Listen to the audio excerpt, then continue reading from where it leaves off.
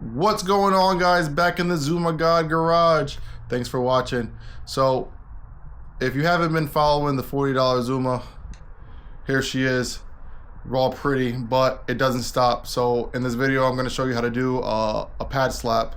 Let's throw some front pads on this thing. So it's going to be a quick video. So if you don't know how to do it, watch this video. In 5 minutes, you'll know how to do it. All right, guys, I'm going to show you this as best as I can with one hand, but there's a brake caliper. This one is 2012 through, I don't even know.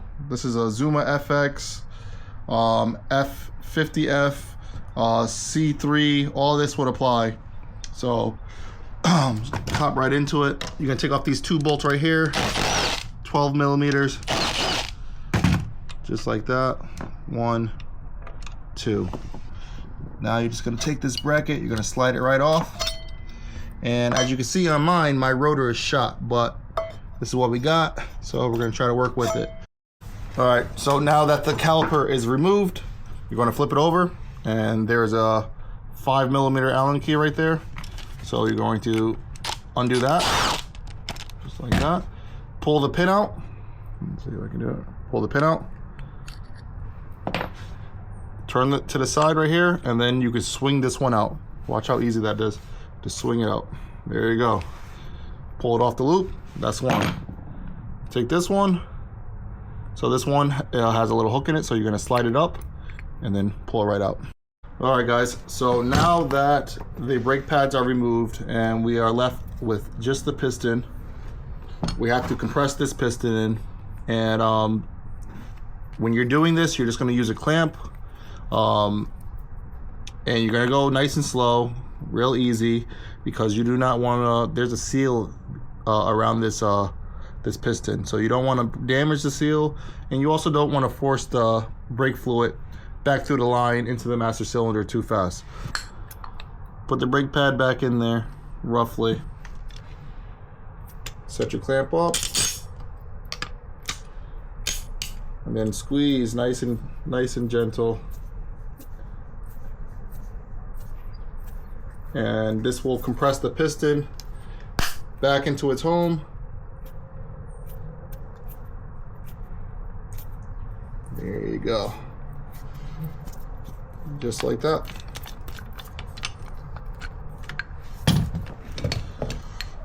Take your old brake pad back out. And now you can see that the piston is fully seated.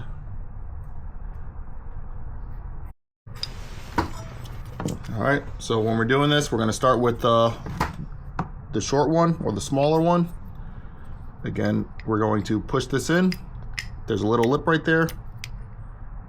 This little hook that in that little lip right there, and it's just going to rest loosely like that.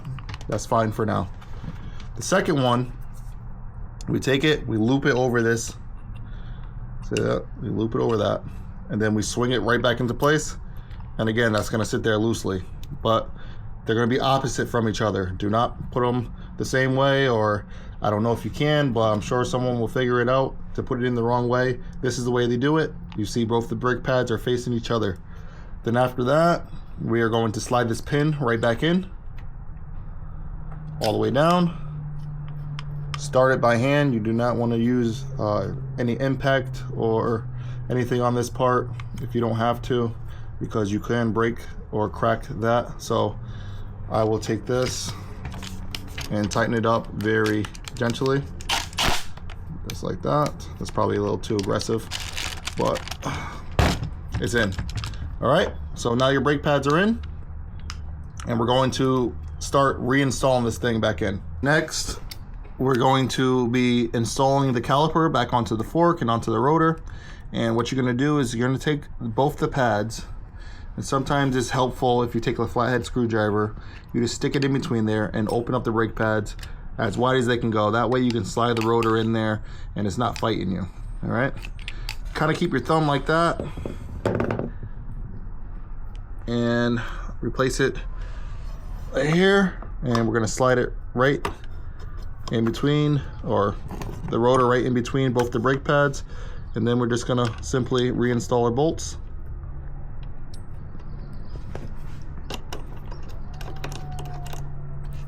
That's one.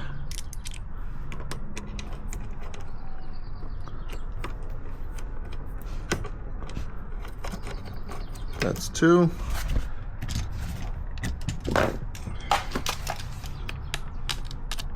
Tighten them down. Oops, this boot came off a little.